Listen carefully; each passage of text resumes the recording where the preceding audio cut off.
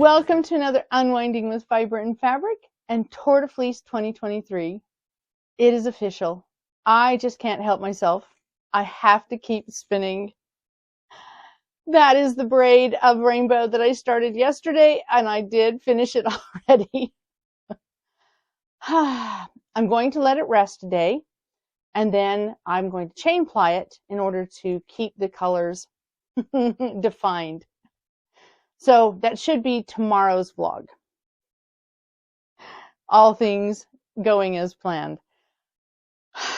So, moving on to today rather than tomorrow, let's take a look at the topic. And the topic for today is clouds versus open lock. And I know I've talked about spinning from the cloud. I've shown some spinning from the cloud. The idea behind going over this again is really talking about a minimal prepped fiber. Now, the fiber I'm dealing with today has actually been carded into roll-logs, so not as minimal. In my case, where I didn't take time to sit down and really sort the fiber and make sure that there were no second cuts, or pull out as many of the weak tips, or in essence the things that cause neps in our fiber, it's still a minimally prepared fiber, even though I have carded it.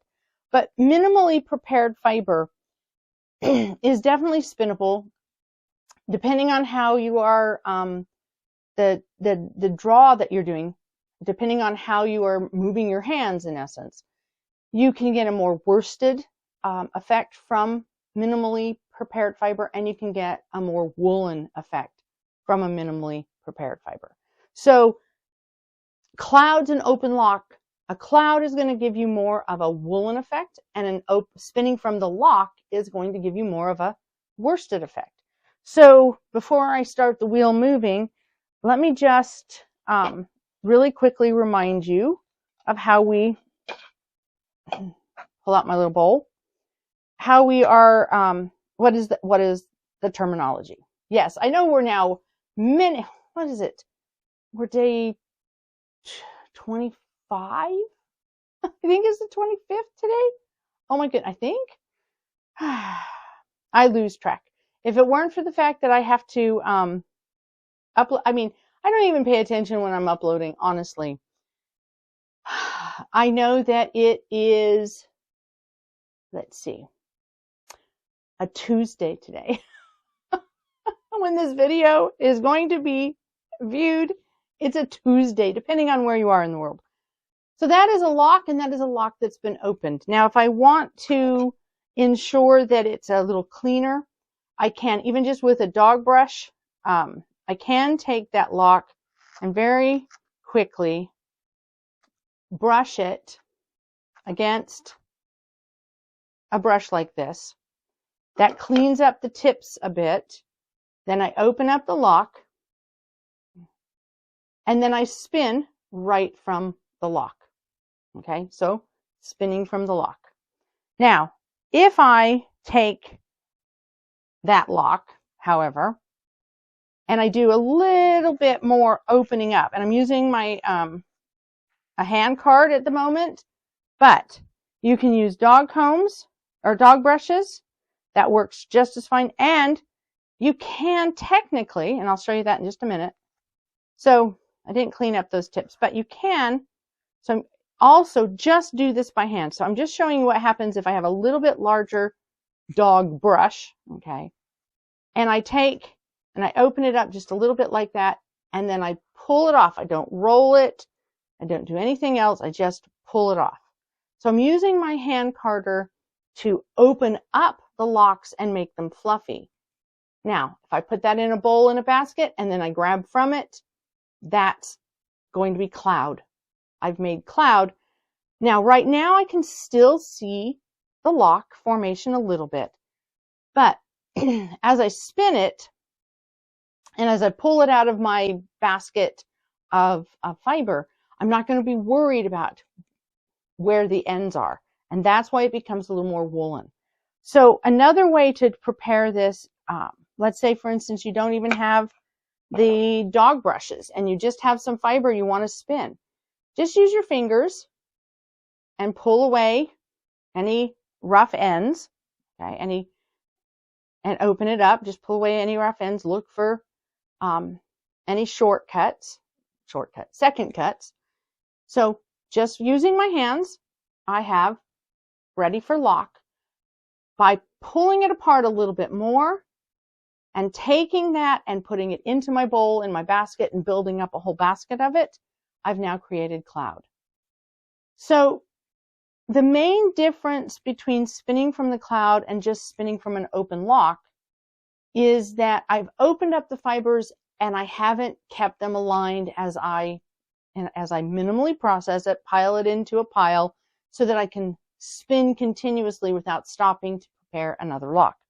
If I were spinning from, if I really wanted to spin from the lock as opposed to from cloud, I probably would only prepare the lock as I was ready to spin it, thereby ensuring that my alignment of the locks stays aligned, thereby making it so I can have a better worsted effect.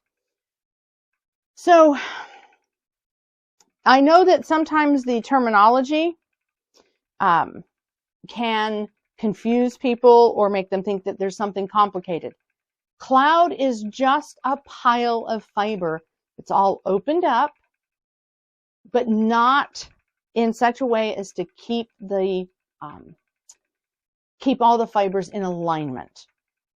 It's fluffy, it's open, and while it does not necessarily provide a true woolen prep, because in this case I have went out of my way, like in this roll log, to make those fibers go every direction. I've rolled them up on themselves. So as I'm pulling off the fiber, it could be pulling off a single strand of fiber that's bent in half. So when we're spinning from the cloud, what we are doing is mimicking a little bit of a woolen prep, but not a true woolen prep. And that's why when you pull fiber off of a drum carder, when you pull fiber off of your hand carders, technically a lot of the fibers are going in the same direction. It is not yet a completely woolen prep because you do have a lot of the fibers that have now been brushed into a little bit of a order. Not quite the same as when we comb it and pull off very specifically, using a diz if we'd like to, pull off the fibers from the comb, and we know that they're all aligned because we have combed them. When we are using a carder, whether it's a drum carder or a hand carder, hand cards, while most of the fibers do look aligned, they're not necessarily all aligned as a comb provides. So that's why you can spin a worsted-like fiber, even off of a drum carded, a worsted-like yarn off of a drum carded fiber, or a lot of the rovings that we get. That is why we can spin worsted style, because pulling the fibers off of a brush does tend to align them a little bit. Whereas with a comb, we are specifically aligning them. We're trying to have them all aligned. And when we spin from the lock, that's exactly what we're doing. We make a decision right from the beginning. Are we going to spin from the tip or the tail, the cut end? Usually, I think that it's the tip that we spin from. I think we have more control, maybe. But we make a decision, and then we have the fibers go in that direction. And we try to keep those fibers aligned so that there's more control over the flyaway tips, the flyaway ends. That's the idea. Whereas when we make it into a roll log, as I'm spinning right now, we've rolled it, that's the name, roll log. We've rolled it into a log, and we have intentionally created something that the fibers are less likely to stay aligned, more air between. In essence, there's more air between. All right, think of the old-fashioned updos. Not quite what I'm doing with my hair. I do not back brush my hair. But think of all of the big hair, either in the beehive hairstyles of the, what is it, late 50s, early 60s? Or the 1980s big hair of everything, what, after 1983, big hair. When we are actually using a brush, a comb, whatever, to fluff it up, to in essence mess up, or even the messy hairstyles where we scrunch up our hair when it's wet and have a product in it. We scrunch it up and it has a lot more volume because we have scrunched the fibers. We have bent the fibers of the hair. So if you think about that, that's what we're doing when we're doing a woolen. We are intentionally scrunching up using a brush initially to open up all the fibers and then rolling them onto themselves in order to create volume. And then we are doing what we can in our spinning process to maintain that volume. And that gives us a woolen yarn. Whereas in the case of a worsted, we are doing everything we can to comb out all the kinks, the curls, the fluff, the fullness. We are intentionally trying to straighten out the fiber, and we are straightening out the fiber as we spin it, trying to have it lay flat and smooth. So, okay, I was thinking, when I saw the card, I thought to myself, when I pulled out the card and had it all prepped before I started recording, and I thought, okay, so what do I need to have on hand, and how am I going to talk about this topic again? Well, yeah, let's compare it to our own hair. So yeah, it's a way to consider it. Now, I have to share, I had very long hair. I started letting my hair grow long in the very early 70s, and I did not cut it other than to trim off, split ends and even it up. I did not cut it until I was in my 30s. And the only reason I decided to cut it shorter, and it did, I cut it a little bit, then a little bit, and then I went really short for a while. But the only reason I decided to go shorter was because my hair wasn't staying very healthy anymore. Undiagnosed health issues were making themselves known. Nobody was paying attention. So I cut my hair shorter, and it was very hard for me because I didn't know how to do anything other than have long hair. I knew how to braid my hair. I knew how to braid my hair when it was wet, so it would have some curl and volume when it was dry. And I knew how to clip my hair back in barrettes. But I didn't know how to do all of the other styling that everybody else did. I think once when I was in my, maybe 10 or 11 years old, I saw somebody doing the whole back comb, and fluff it up. And I tried that with my hair.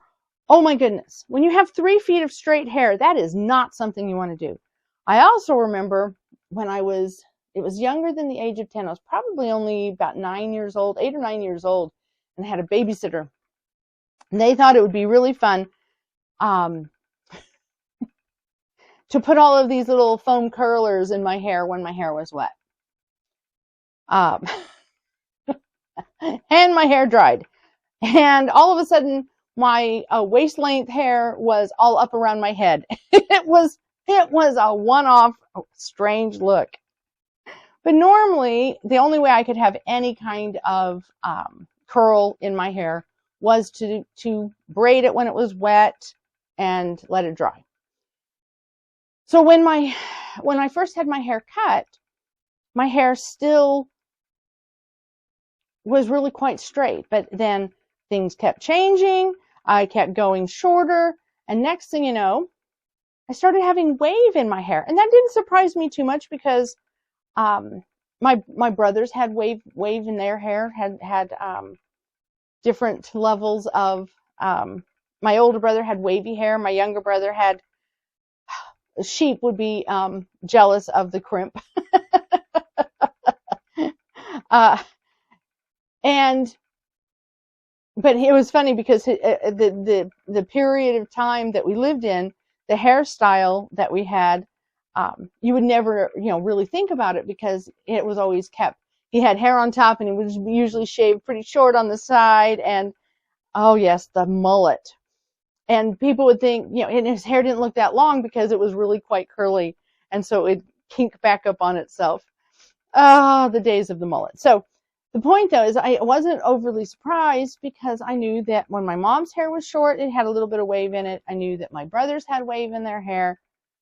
But my hair, when I first started getting it cut shorter, it still was pretty straight. And little by little, I kept getting it cut shorter and eventually ended up with, fringe, some bangs here in the front. And I started noticing that if I let my hair dry, without doing anything, no hair dryer, no brushing it out, just let it dry, that it would have some wave. Well, fast forward to understanding the health issues and getting some medication to help with my thyroid went out. My thyroid went out, started going out for years. I get to be one of those people who, no matter how many times you test, no matter how bad it was getting, the test just never revealed anything. And nothing like once we realized what was wrong and putting me on medication, realizing just how bad it was. But we started me on the thyroid medication, and it was right as the lockdown and everything was starting. And it was really lovely. I don't know how I'd have gotten through these last, I don't know how I'd have gotten through those first months of everything had I not found out what was wrong. I had reached a point where I was having a hard time being awake at all, let alone the massive weight gain that had started just, rolling on top of me. But my hair got really wavy, and it had been wavy beforehand, but all of a sudden my hair started growing back. I started having the thicker hair, more hair again. I wasn't losing hair as much anymore. And yes, my hair is now brittle, so it breaks all the time. But I was like, oh my goodness, I have hair. My hair is growing back, and it was coming in wavy. And during that time, because of just the different quarantine restrictions, I stopped having my hair cut. Now my husband, every so often, I'll have him trim my hair to keep it kind of at a length that's manageable and to help get rid of the scraggly ends. I do not necessarily ever want 3 feet of hair again. And I'd probably go back to having shorter hair again, now that I have finally figured out what to do with it. But when I cut my hair shorter, you don't notice the gray as much. And I really love this gray speck.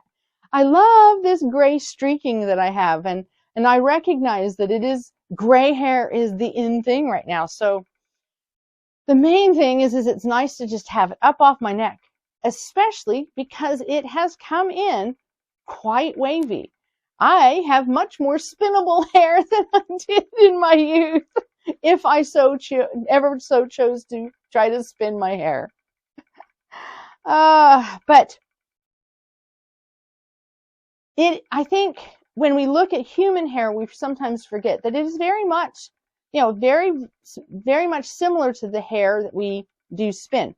And I think that's one of the topics that I have coming up still. I think I talk about the difference between fur and hair and fur, hair, and wool in between. So I think we sometimes forget, though, that our own hair, while is hair, and more like the outer coat on some of our sheep and animals, it is something we do. It has scales on it, just on a different ratio than our wool. And curly has volume. And that's where I was going with this. When the hair does not lie straight, when the wool does not want to lie straight, it creates greater volume. So the natural airiness and volume that comes when, especially with sheep's wool, and I think that's why, and I have to say, and with alpaca, I think that's why these animals have been so cultivated for clothing production, for textiles, is because the nature of their hairy coat on their body, it has air, it has insulating properties. It's made to keep them warm in the climates. Sheep have developed the lanolin to keep the moisture out. Some sheep have more lanolin than others, but the nature of that airiness, the air that's trapped between the crimpy fibers, that is what helps keep the animals warm. And it's what makes it so that a sheep that doesn't have really long wool, naturally, still stays warm because it's full and fluffy, and lots of air becomes trapped in those particles, in between the particles, in between the fibers. And that air that gets trapped into that wooliness is an insulator. It blocks the outside air from getting to the body. And when we're spinning woolen, that's what we're trying to maintain. That's what we're trying to enhance, is the airiness, the fluffiness. It's not just about having a fluffy sweater. It's about having the airiness that provides us with a barrier, provides us with an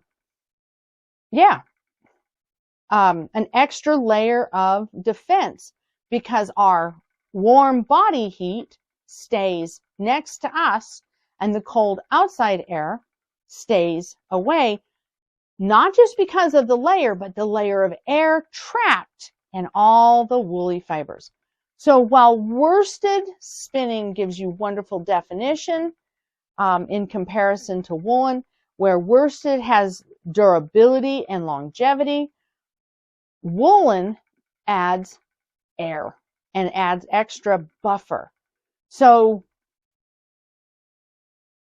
I guess here's the way to think of it. You might have, so if you were doing a recreation and wanting to spin your own clothing in a cold climate, you would have most likely a fine woven garment against your skin. Okay? Whether that be out of linen or a fine wool, you have a fine layer next to your skin. Then you have a fluffy layer. And then you would have a worsted layer, a slick, strong layer. Whether it is knit or woven is not as important as the fiber that goes into it. So the strong outer layer that might be smoother fibers is an outer block against the wind and the elements. Then underneath is a fluffy layer that is adding the insulation, the puffiness that catches the air and keeps the two sides separate. And then a thin layer that's against the skin to help moisture absorption and, well, just to keep the itchiness away. So, yeah, basically the properties of a down coat. Oh, yes. Can you tell? We are in the final week of a month-long spin. So, again, just to wrap up, today's topic was clouds versus lock. Minimally prepared fiber. So, there's nothing wrong with spinning a minimally prepared fiber. There is a purpose to having it well prepared, but sometimes it's nice to just spin the fiber right from the clean pile, and that's the way to do it. And so when I first started out, I didn't have a lot of financial ability. I got the wheel, and that was about the total of what I could afford at that time. Little by little, we can add tools. Little by little, we can add tools to our collection, but overall, we can still spin right from a clean fleece. We don't need to do a lot of prep. There's a reason to do prep, but there's also value in sometimes avoiding the prep, keeping things simple. So that's why I wanted to cover it today. Not so much about talking about the technique, although I did talk about it, but more for the why, answering the question, well, why would we want to? Because, well, not only is it fun, but it cuts out a lot of the prep time, and sometimes we can get a very good spin and a very good product that we can be very pleased with without putting in the labor that can be either cost prohibitive because of the tools or physically prohibitive because we may just not have the energy at that time. So that is the unwinding with fiber and fabric today. And until tomorrow, I wish you happy spinning or crafting or whatever it is you're working on. And we will see you tomorrow for another session of unwinding.